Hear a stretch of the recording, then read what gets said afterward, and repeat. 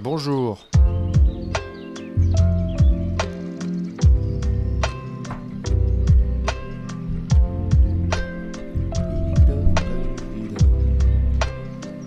On s'installe.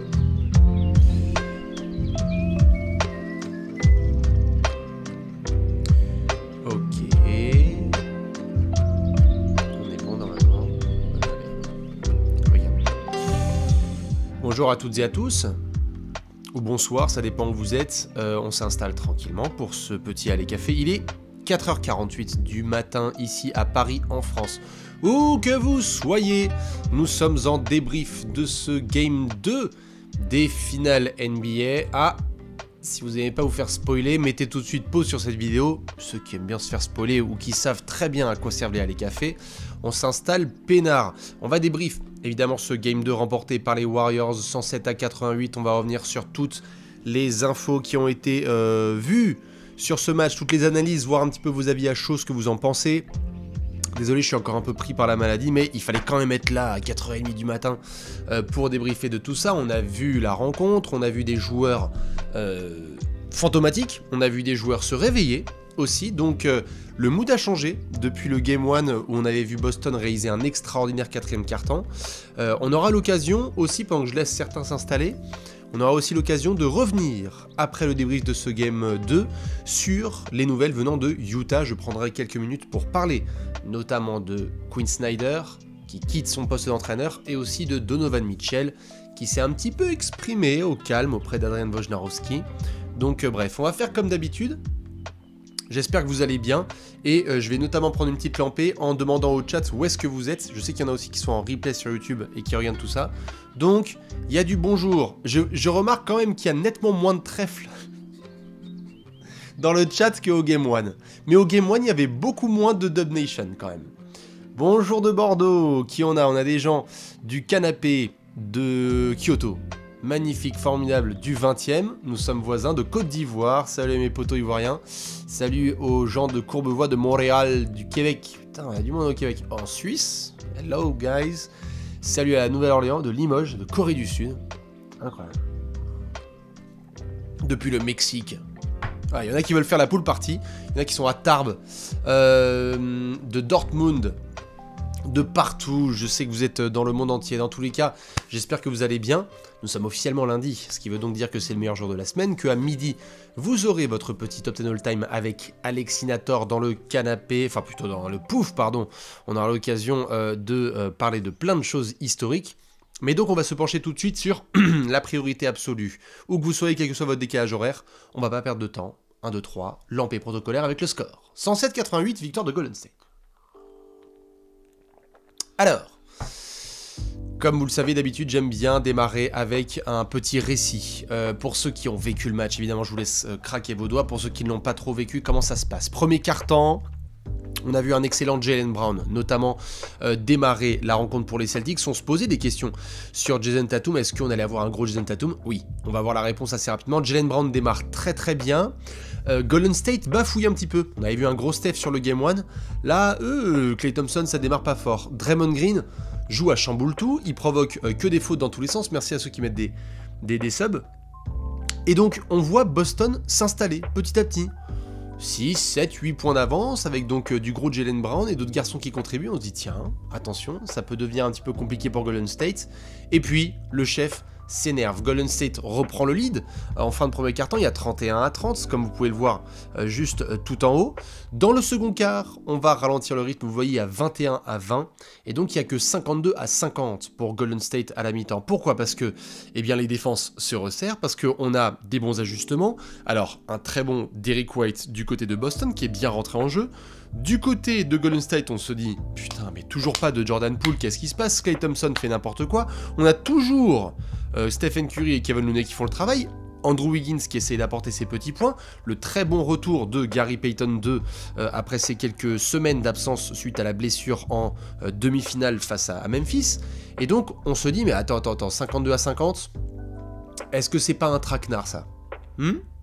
Est-ce que c'est pas Golden State qui va encore jouer un petit peu avec le feu et se retrouver potentiellement dans la merde si Boston se retrouve pas loin à la fin du troisième quart? Réponse non.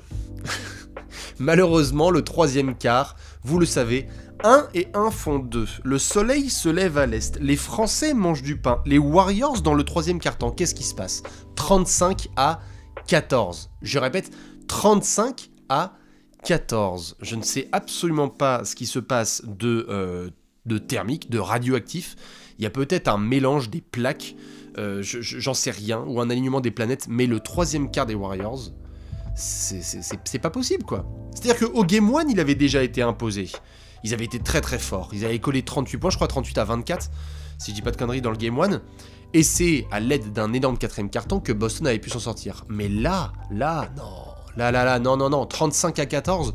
Déjà, d'un côté, l'attaque de Boston bute sur une très grosse défense de Golden State, et on retrouve les Celtics qu'on n'aime pas trop. Un excellent Jason Tatum, certes, 21 points notamment à la mi-temps, et qui va continuer son jeu offensif. Jaylen Brown aussi, qui est très bon, mais les Jay Brothers, et c'est tout. Pas du tout de contribution de Marcus Smart, pas de contribution d'Al Horford, compliqué pour Robert Williams, le banc qui n'est pas aussi impactant qu'avant. Faut dire que Derrick White, c'était Bradley Beal au Game 1. Et donc, on a d'un côté Boston qui n'y arrive pas. Il y a eu aussi un petit peu de laisser-aller, parce qu'on avait le sentiment aussi que Boston s'était dit on a fait le travail, on a récupéré l'avantage du terrain.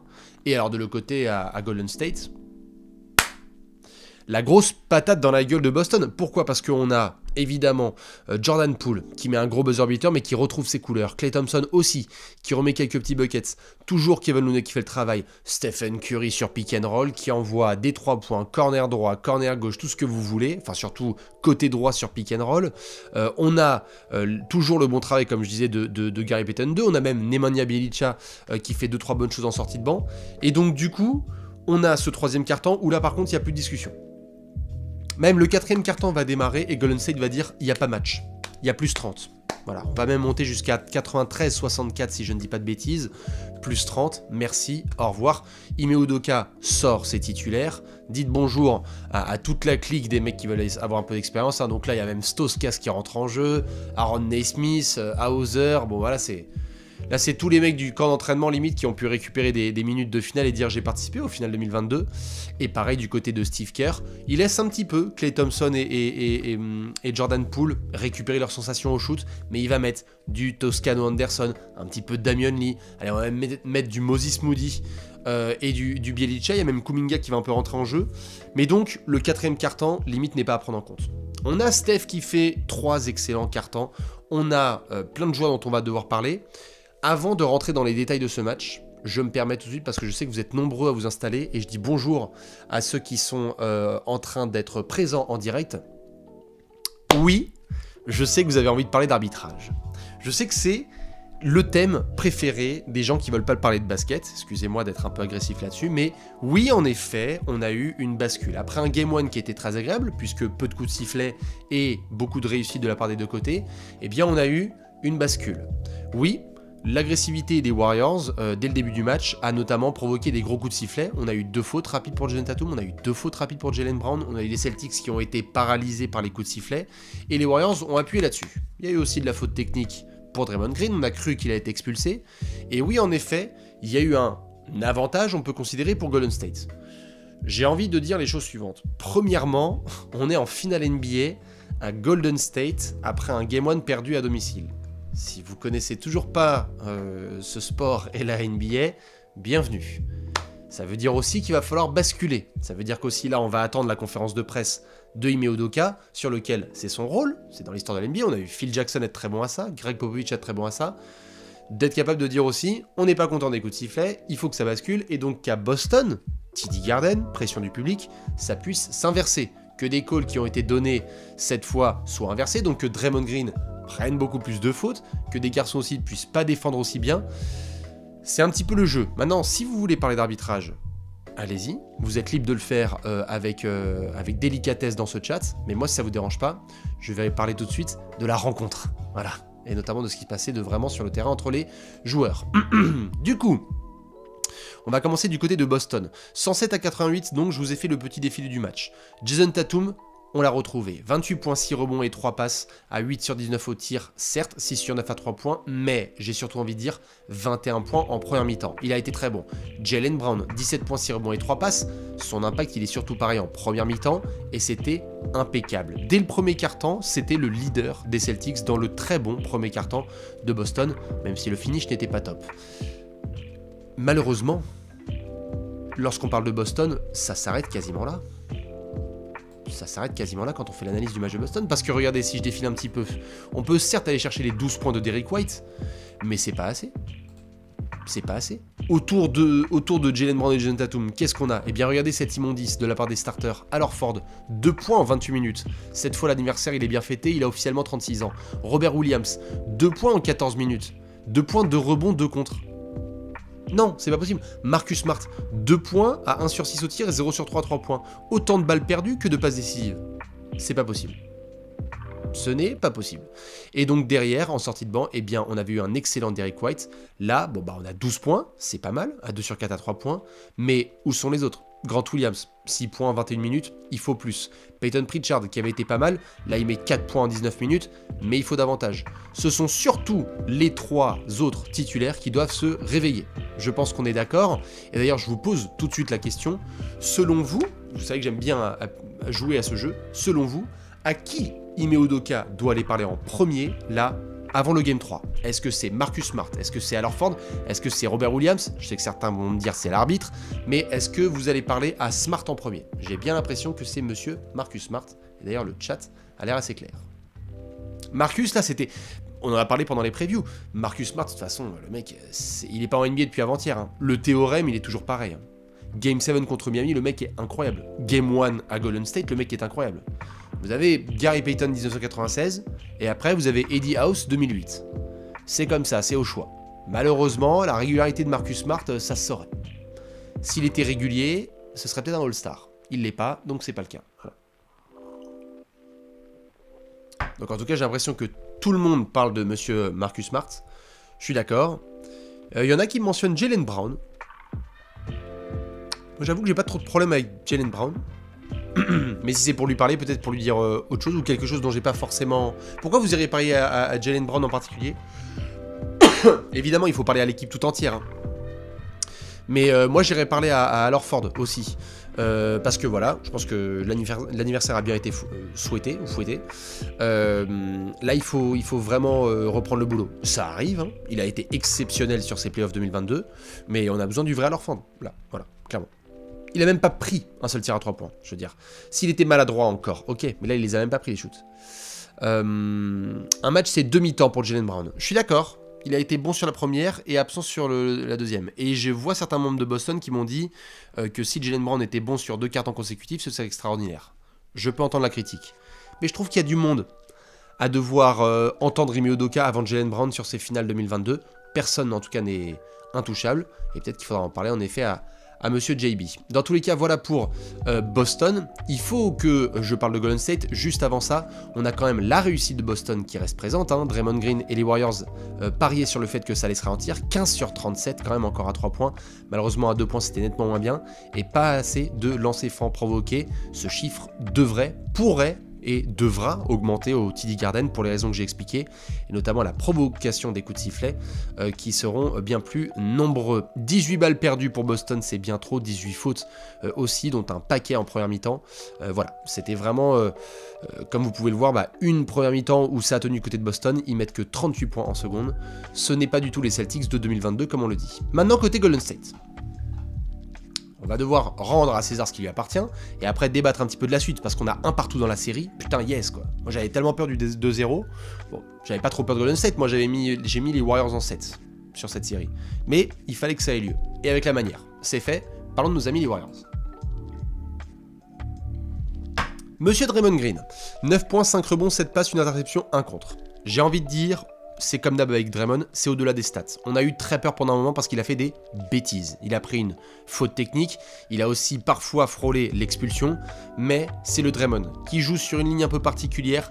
Attention au traitement à Boston. Il ne pourra pas gueuler autant, ça va dégainer beaucoup plus vite sous la pression du public du Massachusetts. Mais on a quand même eu l'impact défensif et les bons caviars, notamment pour mettre certains garçons en avant. Andrew Wiggins, 11 points 6 rebonds. Pas besoin de demander plus, il a même été provoqué ces deux petits lancers sur Robert Williams lorsqu'il s'était fait menacer justement à l'arceau. Kevin Looney, toujours impeccable. Kevin Looney, j'ai envie de vous poser la question, au bout de 2 matchs, c'est quoi? C'est le 3e meilleur joueur des Warriors sur ces finales? Derrière Steph, Looney est vraiment impeccable.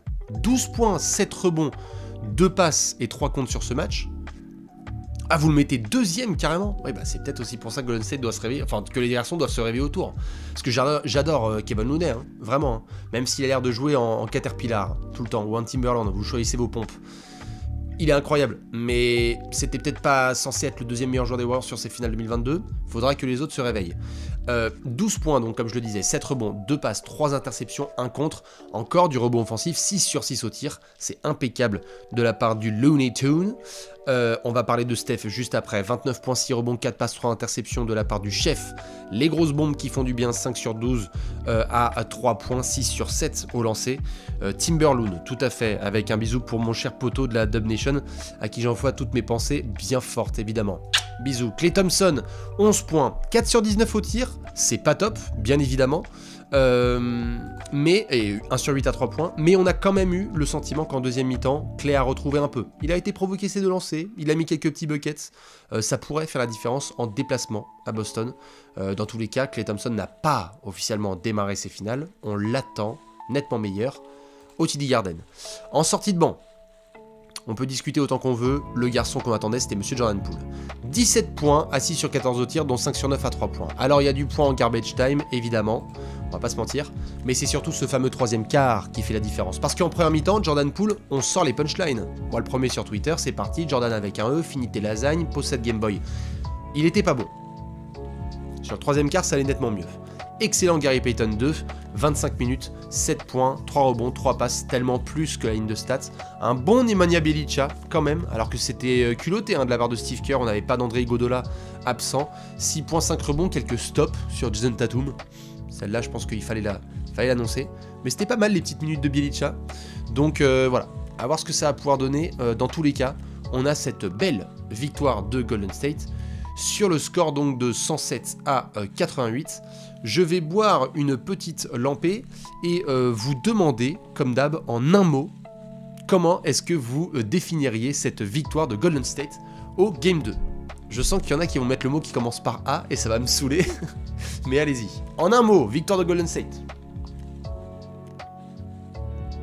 Réaction, j'aime bien. La réponse, j'aime bien aussi. Revanche, pourquoi pas. Expérience, renaissance, pourquoi pas. Statement, à confirmer. Curry, évidemment, on va en reparler en long et en large de Monsieur Steph. Colombo, j'aime bien. Une gifle, pop, je ne sais pas, mais en tout cas, allez, en deuxième mi-temps, c'est vrai que c'était assez one-sided comme on dit. Anticonstitutionnel, formidable, j'espère que tu as kiffé ton clavier. Déterminant, indispensable, je suis d'accord. Bande organisée, super. Payton, message, j'aime bien. Message, je pense que je vais garder rassurant, ça je pense qu'il y a des fans de Golden State en effet qui sont rassurés. Rassurant, ouais. Rassurant au message. Nécessaire. Ah, vous êtes fort. Rassurant ou message? Je vais voir ce que je garde comme mot-clé, mais moi, je pars sur message. Je dois avouer que ceux qui ont mis message, j'aime bien. Ou réponse. Ouais, voilà. En tout cas, on a à peu près le ton. C'est vraiment cette deuxième mi-temps de Golden State qui est exceptionnelle. Et ce troisième quart-temps. Comme d'hab, vous savez, j'aime bien démarrer en vous montrant, notamment après le débrief, les petits tweets qui ont été envoyés dans la nuit. Je m'amuse juste un petit peu. Après, comme d'hab, je vais vous poser les questions classiques parce qu'on va avoir quelques débats. Monsieur Vivek Ranadive, le propriétaire des Kings qui était juste derrière le banc de Boston, donc certains se sont amusés à dire qu'il a jamais été aussi proche des playoffs.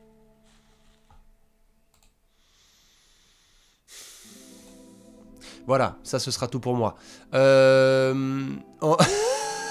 On a vu aussi Jaylen Brown qui a très bien démarré cette rencontre. On l'avait donc dit, hein, 9 points dès le début du match. C'était impeccable pour JB, le meilleur des deux Jason sur le premier quart-temps. Mais après, Tatum s'est bien réveillé. On a eu le mauvais Klay Thompson qui était présent. Donc obligé d'envoyer cette photo parce qu'il nous a fait très peur. Et on reparlera des stats de Klay. Pour le moment, c'est pas Jojo. On a vu cette magnifique photo avec le contre de Derrick White sur Stephen Curry et surtout Draymond Green qui fait sa spéciale et qui est mettre cette testicule sur la tête de Marcus Smart. On a bien évidemment les petits shows pendant les temps morts avec des lancers de frisbee pour les chiens. Le Klay qui est tout content parce qu'il a mis un bas ballon dans un papanier, donc ça c'était super. On a vu Monsieur Gary Payton qui était présent avec un magnifique t-shirt, regardez-moi ça. Gary Payton défendu par Gary Payton 2, ça c'est la classe. C'est pour ça que cet homme est le GOAT. Steph Curry qui a fait trembler tout le Chase Center avec encore des grosses fléchettes. On voit Klay qui était content, on voit Damian Lee qui était content, Moses Moody aussi, Jordan Poole, tout le monde était chaud, même Kenny Atkinson, il était de marbre, Barbosa qui fait les 3 fingers up.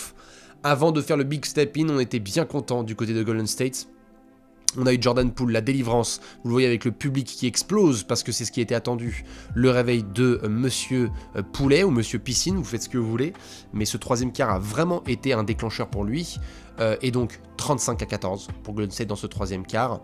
Les stats, elles sont violentissimes, hein, vous le voyez, 11 sur 23 au tir pour Golden State, 4 sur 17 au tir pour les Celtics, 7 sur 12 à 3 points d'un côté contre 2 sur 8, c'était beaucoup trop violent, et donc vous le savez, j'aime bien faire ce genre de montage. Il y avait 52-50 au début du troisième quart-temps. On s'est retrouvé avec un 93-64 au début du quatrième.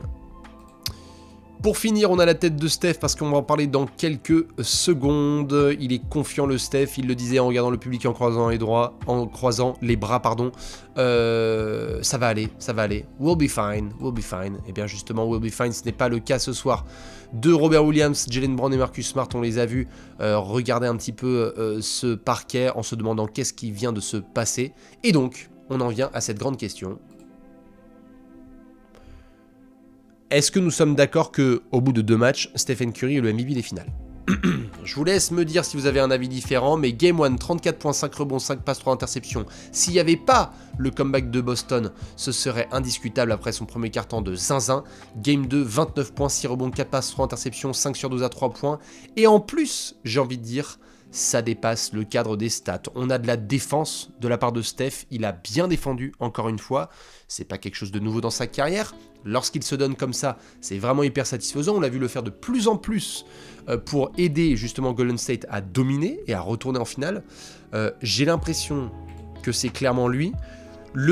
Et je crois que le public est d'accord, hein, que le peuple me dit il n'y a pas débat. On est d'accord. Qui est le deuxième meilleur joueur de ces finales? C'est Jaylen Brown? Il y en a qui me mettent Tatum. J'ai pas l'impression quand même. Hein. Je trouve que Brown a été bien régulier. C'est-à-dire que par élimination, j'ai envie de dire, ça peut pas être Klay, ça peut pas être Draymond. Vous pouvez mettre Looney si vous voulez, mais c'est un peu un cran en dessous. J'ai envie de dire Jaylen Brown. Je pense que... Vous savez quoi, on va jouer un jeu. Vous allez me donner dans l'ordre les 4 meilleurs joueurs de ces finales et je vous fais une suggestion. Est-ce qu'on peut dire Stephen Curry, Jaylen Brown, Kevin Looney, Derrick White? C'est qui dans l'ordre? Un Curry, on est d'accord. Est-ce que Derrick White, j'abuse un peu, fait des meilleures finales que Jason Tatum? C'est peut-être un peu abusé. Ah, il y en a qui me disent qu'ils sont totalement d'accord. Un Curry, on est d'accord. Brown, on le met en 2. 3, on met Looney. 4, il y en a qui mettent Wiggins. C'est pas faux. Wiggins, c'est pas mal. Je suis d'accord. C'est vrai qu'il avait été bon sur le Game 1 et que là, il est solide sur le Game 2, notamment pour apporter les deux côtés du terrain. Orford, je trouve que comme Tatum... En fait, ce qui m'emmerde avec Orford et Tatum, c'est que le côté montagne russe du Game 1 et du Game 2 est tellement énorme que je sais pas si j'ai envie de les mettre. Derrick White a été régulier, enfin en tout cas a été très bon sur le Game 1 et solide sur le Game 2. Jaylen Brown a été bon sur le Game 1 et solide sur le Game 2. Looney a été bon sur le Game 1 et bon sur le Game 2. C'est vrai qu'il fait 13 passes décisives quand même, Tatum sur le Game 1. Peut-être qu'on abuse un petit peu. Allez. Allez quand même, c'est chaud. On va pas mettre Tatum derrière Derrick White. On va dire que c'est Curry en 1, Jaylen Brown en 2, Looney ou Wiggins en 3 et Tatum en 4. J'aime bien là, c'est Waida qui m'a dit ça. Curry, Brown, Looney, Tatum. Allez, soit Curry, Brown, Looney, Tatum, soit Curry, Brown, Looney et Wiggins. C'est vous qui voyez. Dans tous les cas, ce qui est sûr et certain, c'est que nous sommes bien partis sur les 2 premiers matchs, sur un Stephen Curry qui met une main sur le MVP des finales. Évidemment, cette série est longue. On va voir ce que ça donne. Il y a une stat importante. Excusez-moi. Que je dois vous partager. Si vous êtes fan de Golden State ou de Boston, vous la connaissez certainement. Au moment où on parle, Golden State et Boston sont invaincus lorsqu'il y a une défaite sur ces playoffs. Boston, à 6 reprises, s'est retrouvé battu et a réagi derrière. Ils avaient sweepé les Nets, ils ont perdu 3 matchs contre Milwaukee. Après chaque match perdu face aux Bucks, il y a eu une victoire. Pareil contre Miami, 3 matchs joués face au Heat, 3 défaites subies par le Heat et 3 victoires par la suite. Boston se retrouve donc battu et va devoir réagir au TD Garden. Golden State vient de montrer qu'ils étaient de la même trempe. Ils avaient perdu 5 matchs sur ces playoffs 2022, 5 victoires dans la foulée. C'est ce qu'on a vu, notamment avec cette réaction, réponse, message que vous avez envoyé. C'est l'heure de répondre à chaud. Game 3, mercredi soir, à Boston. 2-1 Boston ou 2-1 Golden State, je veux du à chaud là. Là, je veux vraiment du à chaud de votre côté. Je veux voir un petit peu ce que ça donne. Je vais même me permettre... Est-ce que je vais me permettre de faire un sondage? Allez. Non, c'est trop loin. Le clavier est par terre, c'est ridicule. Ou alors peut-être que Team Throne est dans le coin et peut en faire un. Je sais pas. Je sais pas si t'es dans le coin, frérot. Je t'ai vu tout à l'heure. Dans le chat. Si tu arrives à en faire un petit, mais si c'est pas le cas, laisse tomber. Mais je regarde dans tous les cas, il y a des gens qui me mettent... ça a l'air d'être pas mal 2-1. Non, mais t'inquiète. C'est pas grave. Je te prends au dépourvu, mon cher Team Throne, donc t'inquiète. On va pas faire de sondage, on fera ça une prochaine fois. Parce que j'ai le clavier loin et tout, etc. 2-1 Boston fort. Je regarde un petit peu vos arguments là. 2-1 Boston fort, 2-1 Golden State. 2-1 Golden State parce que Boston a surjoué, puis sous-joué, alors que les Warriors ont sous-joué, puis joué à leur niveau. J'aime bien. Il y en a qui annoncent un Clay game et un Pool game. 2-1 Boston, puis 2-2 Golden State.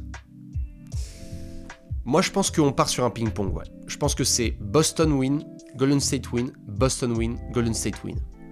Je pense qu'il va y avoir victoire au Game 3 des Celtics, avec la réaction, et derrière que Golden State va faire le travail. Ah, je pense, ouais. Je pense. C'est là, il y a vraiment des garçons qui vont se reprendre. Je pense que Udoka, là, j'ai pas pu voir la conférence de presse, malheureusement là, je l'ai pas sous les yeux. Vous savez que j'aime bien faire parfois des conférences de presse traduites en direct, mais là, je l'ai pas. Peut-être que si je vais voir le compte de la NBA, peut-être que je peux la voir là en direct, mais je pense pas quand même. Mais dans tous les cas, vous êtes plutôt nombreux à dire 2-1 pour... Oh, pardon. Excusez-moi. Je vais couper la musique, 2 secondes. Parce que là, je vois qu'il y a des déclarations qui commencent à tomber. C'est quoi ça que je viens de voir? Alan Ford qui dit qu'il n'a pas eu d'impact et qu'ils sont pas inquiets par Draymond Green. What kind of impact do you think Draymond and some of the dust-ups he got in out there and just the physicality he was playing with had on you guys' composure? Attendez, je mets un peu plus fort. After a few of those altercations you guys had early in the game. No impact. And overall his defensive intensity. I mean, he's going to do what he does. Il va faire ce We're qu'il not fait. worried about him. On n'est pas inquiet par lui. On va faire ce qu'on fait. Focus on us. On va se concentrer sur nous. We just didn't get it done tonight. We'll be On better n'a pas fait le travail. at home, game 3. On n'a pas fait le travail cette nuit et on va se reprendre. Ok, ça commence, cool. Ça commence au niveau des déclats. Bien, ça fait plaisir. Ah bah, s'il commence à y avoir des déclats un petit peu dans ce sens, moi je suis pour. Hein. Vous le savez, on l'a vu d'ailleurs sur la sortie du Game 1. Hein. Est-ce qu'on a eu d'autres petits trucs? Bon, j'irai checker. Dans tous les cas, on en reparlera par la suite. Ce qui est sûr, c'est que donc on a cette victoire au Game 2 de Golden State, 107 à 88, égalisation. Et donc, ce sera ce mercredi soir, le Game 3. Si je ne dis pas de bêtises, on aura le Game 4 dans la nuit de vendredi à samedi. Donc, notez-le bien, les matchs de cette semaine, c'est mercredi et vendredi. Il y aura des allées café, évidemment, en sortie de ces deux rencontres. Je vais juste basculer rapidement sur l'autre grosse news qui a eu lieu quand même pendant la soirée, c'était avant le match.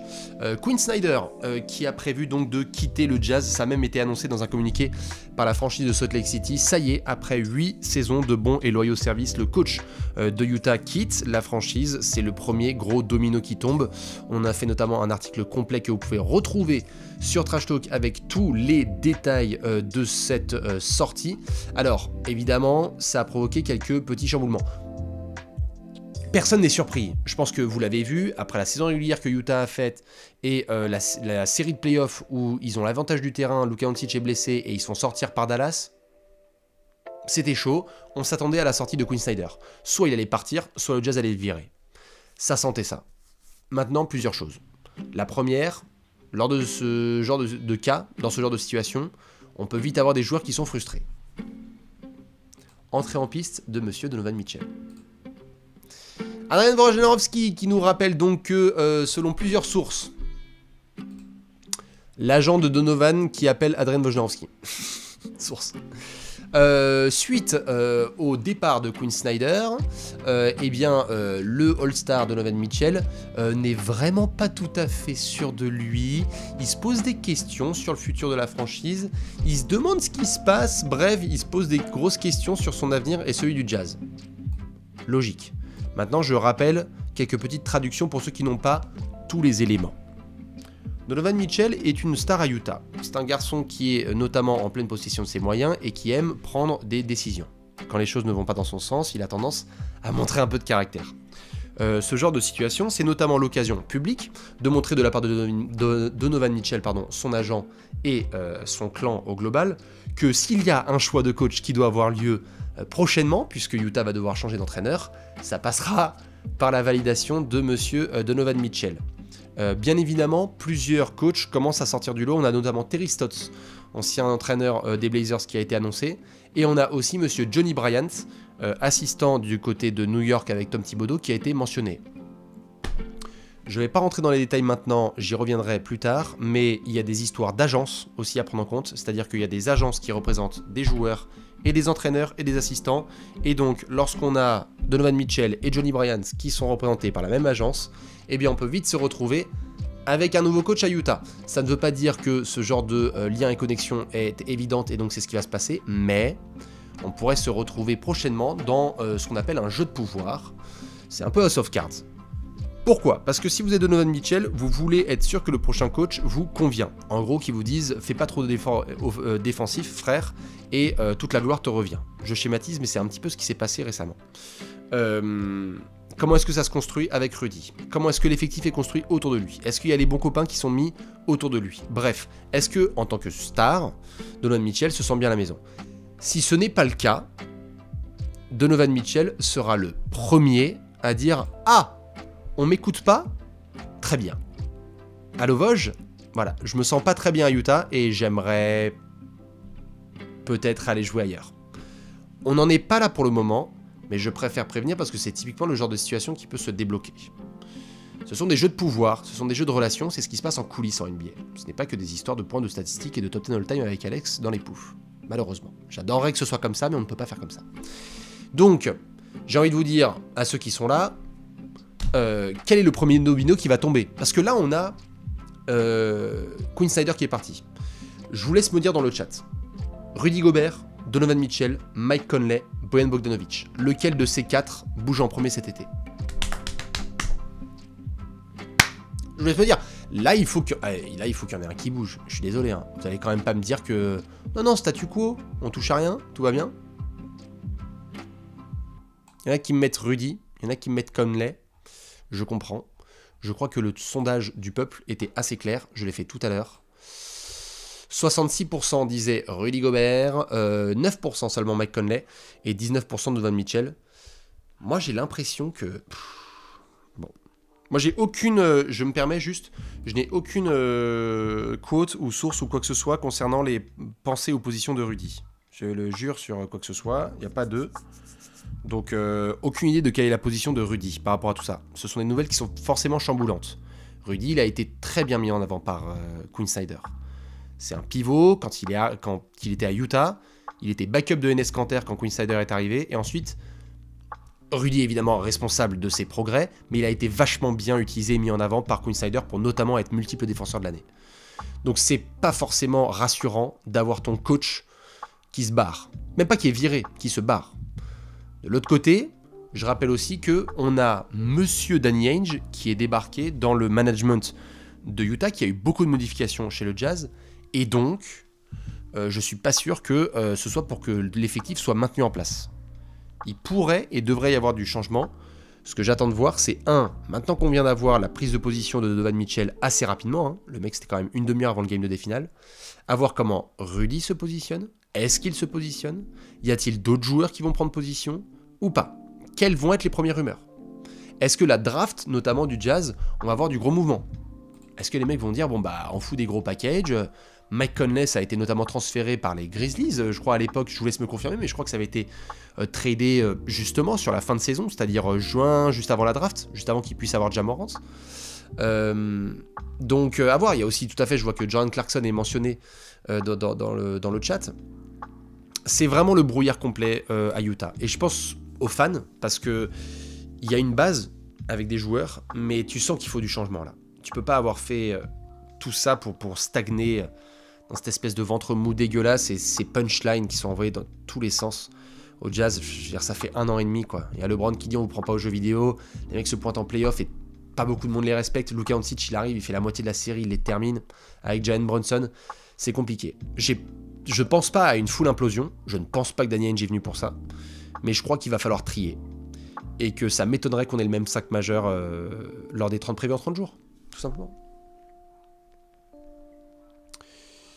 Alors, il y a des messages de gens qui sont éméchés, c'est formidable. Moi aussi, beaucoup d'amour. Juste, si vous êtes éméchés, rentrez bien et faites pas les conneries, d'accord hein? Non, vraiment. Avec modération, s'il vous plaît. Je sais que le lundi est le meilleur jour de la semaine, mais faites ça bien évidemment.